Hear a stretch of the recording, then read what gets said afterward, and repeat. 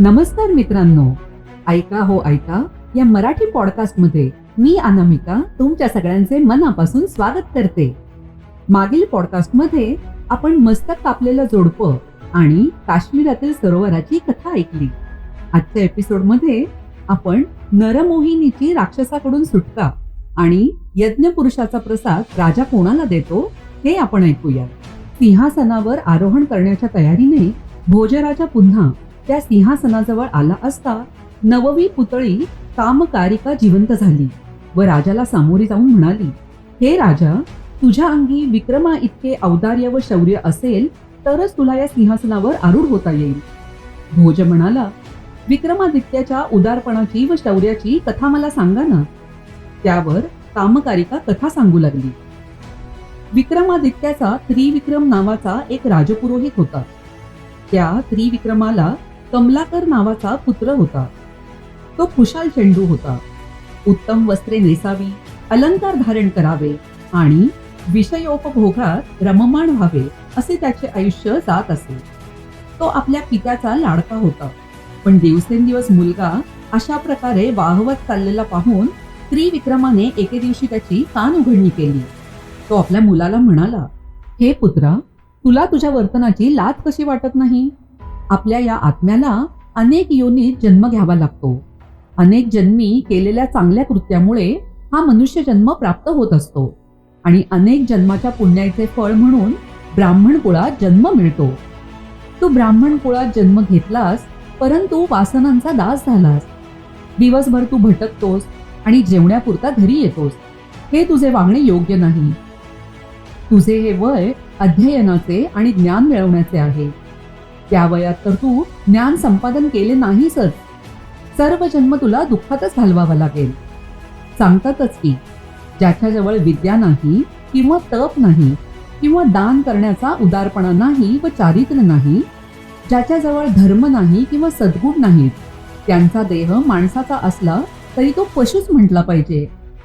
अशा माणसांचा पृथ्वीला उगीचच भार व्हावा लागतो. ते पृथ्वीला भारभूत झालेले असतात. मनुष्याचे खरे वैभव विद्या हेच आहे. विद्या हेच आनंद सर्वस्व आहे. ज्याच्याजवळ विद्या असते त्याचा जन्म जरी नीच कुळात झालेला असला तरीही तो तीनही लोकात वंदनीय मानला जातो. म्हणून हे बाळा, मी जिवंत आहे तोपर्यंत तू विद्या प्राप्त करून घे. तू विद्या संपादन केलीस तरच ती विद्या माझ्यानंतर तुझे रक्षण करील. आपल्या बापाचे हे बोलणे ऐकून कमलाकाराचे अंतःकरण पश्चात्तापाने पोळले आणि मी सर्व ज्ञान संपादन करीन आणि मगच पित्याला तोंड दाखवीन अशी आपल्या मनात प्रतिज्ञा करून तो कमलाकर काश्मीरात गेला. तेथे चंद्रनौलीश्वर भट्ट या विद्वानाचा प्रसिद्ध विद्याश्रम होता. त्यांच्याकडे जाऊन तो नम्रपणे म्हणाला, महाराज, मी मूर्ख आहे, अज्ञानी आहे. आपली दिगंत कीर्ती ऐकून मी विद्या मिळवण्यासाठी येथे आलो आहे. माझ्यावर कृपा करा आणि मला विद्येचे दान करा. त्या गुरुने त्यांची विनंती मान्य केली. गुरुच्या आज्ञेनुसार तो दिवस रात्र अध्ययन करू लागला. अशा प्रकारे त्याने अनेक वर्ष अभ्यास केला. त्यावेळी गुरुजी त्याच्यावर प्रसन्न झाले आणि त्यांनी त्याला सिद्ध सारस्वत मंत्राचा उपदेश केला. कमलाकाराने त्या मंत्राचे साधन केले आणि सर्व प्रकारच्या विद्येत तो पारंगत झाला. नंतर त्याने गुरुजींचा निरोप घेतला आणि तो आपल्या घरी परतला. परतीच्या वाटेवर तो कांची नगरात येऊन पोचला. त्याऐवजी त्या कांची नगरात अनंगसेन नावाचा राजा राज्य करीत होता. त्या नगरात नरमोहिनी नावाची एक स्त्री होती. तिचे सौंदर्य केवळ अद्वितीय होते. ज्या पुरुषाला तिचे दर्शन होई तो त्याच क्षणी कामज्वर पीडेने बेफाम होत असे. जो मनुष्य तिचा उपभोग घ्यावा म्हणून तिच्या मंदिरात जाऊन झोपत असे तो त्या रात्रीतच मारला जाई. याचे कारण असे होते की विंध्य पर्वतात राहणारा एक राक्षस त्या नरमोहिनीवर लोभावला होता. तिच्या उपभोगासाठी कोणी आल्यास तो राक्षस मत्सराने त्रस्त होत असे व त्या माणसाचे सर्व रक्त पिऊन टाकत असे. कांची येथील मुक्कामात हा समाचार कमलाकराच्या कानी आला. तेथून प्रवास करीत करीत तो योग्य वेळी आपल्या घरी येऊन पोचला. तो आल्याने अर्थातच त्याच्या आई वडिलांना खूप आनंद झाला. त्याने विद्या संपादन केलेली पाहून त्याचा पिता प्रसन्न झाला. ह्या आनंदाच्या निमित्ताने त्याने आपल्या मित्रांना मोठीच मेजवानी दिली. दुसऱ्या दिवशी कमलाकर आपल्या पितासह राजाच्या भेटीला गेला. राजाने त्याला वस्त्रे व अलंकार दिले आणि त्याचा योग्य तो सन्मान केला. विक्रमादित्याला प्रवास वर्णने ऐकण्याची खूप हौस होती. राजाने त्याला विचारले की कमलाकरा, तू तुझ्या प्रवासात काही अपूर्व गोष्ट पाहिलीस काय? पाहिली असलीस तर त्याची माहिती मला सांग. त्यावेळी कमलाकराने राजाला त्या नरमोहिनीचा वृत्तांत सांगितला. तो म्हणाला, ज्याला या सुंदर स्त्रीचे दर्शन होते त्याला त्याच क्षणी उन्मादावस्था प्राप्त होते आणि जो तिच्यासह तिच्या महालात जाऊन झोपतो तो मृत्यू पावतो. विंध्य पर्वतातील एक राक्षस त्या मनुष्याचे रक्त पिऊन टाकतो. त्यामुळे त्या माणसाचे प्राण जातात. अशी ही गोष्ट ऐकून राजा म्हणाला, कमलाकरा, चल आपण दोघे कांचीस जाऊन ही अपूर्व गोष्ट पाहू. लगेच विक्रमादित्य कमलाकरासह कांचीच्या प्रवासास निघाला. तेथे पोचल्यावर नरमोहिनीचे सौंदर्य पाहून राजा आश्चर्यचकित झाला. तो तिच्या प्रासादात गेला. तिथे पोहोचल्यानंतर तिने राजाचे पाय धुतले व स्वागत केले. राजाच्या शरीराला तिने सुगंधी द्रव्ये माखली आणि त्याच्या गळ्यात ताज्या सुवासिक फुलांचे हार घातले. ती म्हणाली, महाराज, आज मी धन्य झाले, कारण आपले चरण माझ्या या प्रासादाला लागले. त्यामुळे हा प्रासादही धन्य झाला. महाराज, स्वयंपाक तयार झाला आहे, तेव्हा आपल्या मर्जीनुसार भोजनाचा व पक्वान्नांचा स्वीकार करावा. तेव्हा राजा म्हणाला, मी इकडे निघालो तो जेवूनच निघालो, तेव्हा भोजनाची आता जरुरी नाही. ते ऐकून तिने राजाला विडा दिला. तिच्या रंगमहालात राजा तिच्यासमोर बोलत बसला. रात्रीचा पहिला प्रहर यातच संपला. त्यानंतर नरमोहिनीला थोडा आळस आला व ती मंचकावर जाऊन झोपी गेली. त्या मंचकापासून थोड्या अंतरावर राजा बसून राहिला. रात्रीचा दुसरा प्रहर उलटताच त्या प्रासादात तो विंध्य पर्वतातील राक्षस एकाएकी प्रकट झाला आणि नरमोहिनी बरोबर मंचकावर आणखी कोणी आहे काय पाहण्यासाठी तो तेथे गेला. तेथे कोणीच नाही हे पाहून तो तिचे क्षणभर सौंदर्य न्याहाळत बसला आणि नंतर आपल्या घरी जाण्यासाठी निघाला. इतक्यात विक्रमाने त्याला हटकले आणि त्याच्याबरोबर युद्ध करून त्याला ठार मारून टाकले. ही सर्व गडबड ऐकून नरमोहिनी जागी झाली. मंचका शेजारी त्या राक्षसाचे मृतधूड पडलेले पाहून क्षणभर ती गांगरली. पण तो मृत झालेला आहे याची खात्री होताच तिला आनंद झाला. ती म्हणाली, हे राजा, तुझ्या कृपेमुळे आज मी निर्भय झाले आहे.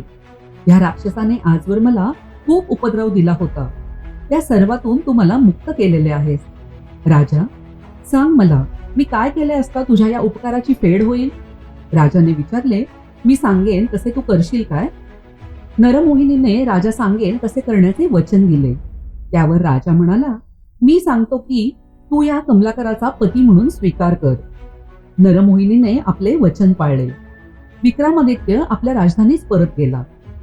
इतकी गोष्ट सांगून कामकारिकेने भोजराजाला विचारले, हे राजा, अशा प्रकारचे औदार्य, धैर्य व परोपकाराची बुद्धी तुझ्याजवळ आहे काय? तशी तुझी नक्की खात्री असेल तरच तू ह्या सिंहासनावर आरूढ हो. तिचे हे बोलणे ऐकून राजा गप्प बसला आणि आपल्या प्रसादाकडे निघून गेला. राजा भोज पुन्हा एकदा सिंहासनाजवळ आला. त्यावेळी 10वी पुतळी चंद्रिका जिवंत होऊन त्याला सामोरी गेली आणि म्हणाली, हे राजा, तुझ्या अंगी विक्रमासारखा उदारपणा असेल तरच तुला सिंहासनावर आरूढ होता येईल. त्यावर भोजराजा म्हणाला, मला त्याच्या उदारपणाची कथा सांग. तेव्हा चंद्रिका कथा सांगू लागली. विक्रमादित्य राजा राज्य करीत असताना उज्जयिनीस एक योगी येऊन पोहोचला.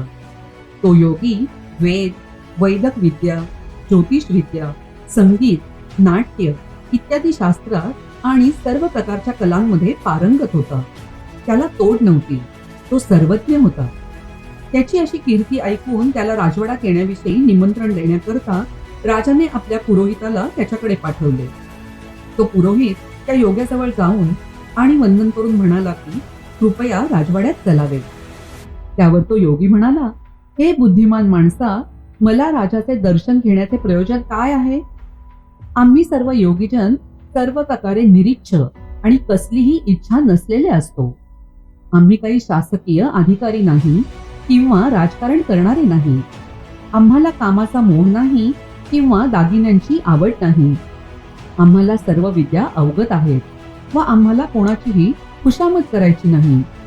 आम्ही स्पष्ट बोलतो आणि कोणालाही फसवत नाही.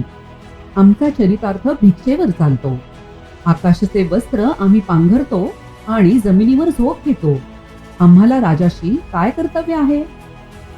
योग्याचे हे बोलणे ऐकून पुरोहित परत आला आणि तेथे झालेले सर्व बोलणे त्याने राजाला सांगितले. राजाला आश्चर्य वाटले. राजा तसाच उठला आणि त्या योग्याच्या दर्शनासाठी गेला. राजाने योग्याला वंदन केले आणि तो त्याच्याजवळ बसला आणि अत्यंत आदर दाखवून तो त्या योग्याबरोबर संभाषण करू लागला. राजाने जे जे प्रश्न विचारले त्या सर्वांची त्या योग्याने योग्य ती उत्तरे दिली. त्यामुळे राजा प्रसन्न झाला आणि रोजच त्या योग्याच्या दर्शनाला जाऊ लागला आणि त्या योग्याबरोबर होणाऱ्या उत्तम प्रकारच्या संभाषणात आनंद मानू लागला. एके दिवशी राजाने योग्याला विचारले, महाराज, तुमचे वय काय आहे? योगी म्हणाला, राजा, हा प्रश्न तू मला विचारणे योग्य नाही. कारण सांगतातच की आयुष्य, पैसा, घरातील कलह, मंत्र, औषध, संभोग, तान, मान आणि अपमान यांची वाच्यता दुसऱ्याजवळ करू नये अशी नीती आहे. शिवाय जो मनुष्य योग साधन करू शकतो त्याच्यावर काळाची अधिसत्ता चालत नाही. हे राजा, तुझ्या अंगी जर साधन करण्याचे सामर्थ्य असेल तर तुला मी तसा मंत्रोपदेश द्यायला सिद्ध आहे. राजाने विचारले, महाराज, अशा प्रकारच्या मंत्र साधनेचे काय फळ मिळते? योगी म्हणाला, हे राजा, जो कोणी हा मंत्र साध्य करतो तो म्हातारपण व मृत्यू यापासून मुक्त होत असतो. राजा म्हणाला, तर मग तो मंत्र मला जरूर शिकवावा. त्यानंतर योग्याने त्या राजाला मंत्राचा उपदेश केला आणि सांगितले, हे राजा, तुला हे जर साध्य करायचे असेल तर 1 वर्षभर एकांतात राहावे लागेल आणि तेथे राहून ब्रह्मचर्याचे तू पालन कर आणि दररोज दुर्वांचे दशांश हवन कर आणि मी सांगितलेल्या मंत्राचे नित्य पठण कर. म्हणजे पूर्णाहुतीच्या वेळी त्या यज्ञ कुंडातून यज्ञपुरुष प्रकट होईल आणि तुला यज्ञाचा प्रसाद देईल. तू त्या प्रसादाचे सेवन केलेस म्हणजे तू म्हातारपण व मृत्यू यापासून मुक्त होशील आणि तुझे शरीर वज्रासारखे न फोडता येणारे होईल. राजाला असा मंत्रोपदेश देऊन तो योगी आपल्या मार्गाने निघून गेला. राजाने वर्षभर एकांतात राहून ब्रह्मचर्य व्रताने मंत्र साधन केले आणि दुर्वांचा दशांश होम केला. पूर्णाहुतीच्या वेळी यज्ञ कुंडातून यज्ञपुरुष प्रकट झाला आणि त्याने प्रसाद म्हणून एक दिव्य फळ राजाला दिले आणि त्यानंतर तो गुप्त झाला. यज्ञ पुरुषाचा हा प्रसाद हातात घेऊन राजा आपल्या प्रासादाकडे परत जायला निघाला. परतीच्या वाटेवर त्याला एक ब्राह्मण भेटला. त्या ब्राह्मणाचे शरीर महारोगाने व्यापलेले होते. त्याचे अवयव गळू लागले होते. राजाला आशीर्वाद देऊन तो रोगग्रस्त ब्राह्मण म्हणाला, महाराज, तोच आंधळेपणाचा डोळा, तोच दीन दुबळ्यांचा माता पिता आणि गुरु असतो. हे राजा, तू आर्तांची व दुःखितांची दुःखे दूर करतोस अशी तुझी कीर्ती पसरलेली आहे. असे पहा, या भयंकर रोगाने माझे शरीर कुजून गेले आहे. सर्व अवयव गळू लागल्यामुळे मला माझे धर्मकृत्ये करता येत नाहीत. म्हणतातच की यज्ञासाठी समिधा वगैरे सर्व साधने आणि स्नानासाठी स्वच्छ जल ही सर्व सहज मिळण्यासारखी आहेत. पण अंगात शक्ती सामर्थ्य असेल तरच या शरीराकडून तपसाधना होऊ शकते. कारण शरीर हेच सर्व धर्माचे आद्य साधन आहे असे म्हणतात. म्हणून हे राजा, मी तुला विनंती करतो की तू मला या रोगातून मुक्त कर आणि मुक्त झाल्यामुळे मला धर्मानुष्ठान करता येईल असे कर. ब्राह्मणाचे हे बोलणे ऐकताच राजाने यज्ञ पुरुषापासून प्रसाद म्हणून मिळालेले ते दिव्य फळ त्याला दिले. त्याचे सेवन करताच तो ब्राह्मण त्या रोगातून मुक्त झाला आणि नंतर तो अतिशय आनंदाने आपल्या घराकडे निघून गेला व नंतर राजाही आपल्या प्रासादाकडे परतला. ही गोष्ट सांगून चंद्रिका भोजराजाला म्हणाली, हे राजा, अशा प्रकारचे औदार्य तुझ्याजवळ आहे काय? असे असेल तरच तू या सिंहासनावर आरूढ हो. तिचे हे बोलणे ऐकून भोजराजा गप्प बसला आणि आपल्या प्रासादाकडे खिन्न मनाने परतला. चला तर मग मंडळी, आज इथेच थांबूया. पुन्हा लवकरच भेटूया आपल्या नवीन एपिसोड बरोबर. तुम्हाला आमचा हा एपिसोड आवडला असेल तर लाईक करा, फॉलो करा आणि शेअर करा. आणि हो, ऐका हो ऐका या मराठी पॉडकास्टच्या इंस्टाग्राम, फेसबुक आणि युट्यूब पेजवर हा एपिसोड तुम्हाला कसा वाटला हे कळवायला विसरू नका. तोपर्यंत ऐकत रहा ऐका हो ऐका मराठी पॉडकास्ट. धन्यवाद.